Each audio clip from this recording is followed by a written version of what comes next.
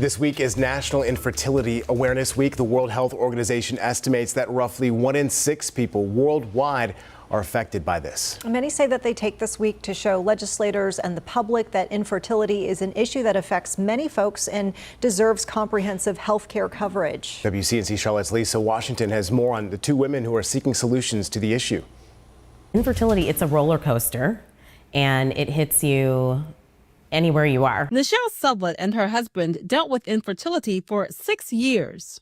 I would say emotionally, I was emotionally wrecked throughout the process. I think I went into it, like we got married and then I thought, oh, let's start trying to have children. And I thought it was gonna happen easily because we were very young, 30 years old.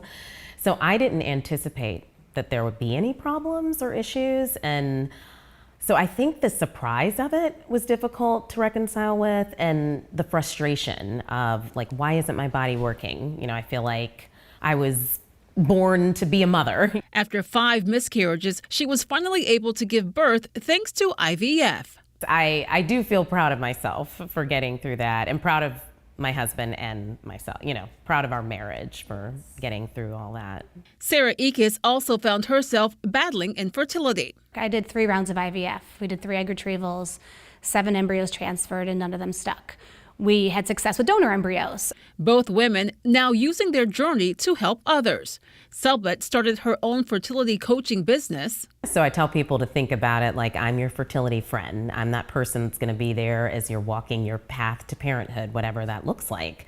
So I help with mindset coaching. I help with, you know, letting women know what their options are as far as non-medical, medical, Eastern, Western, holistic.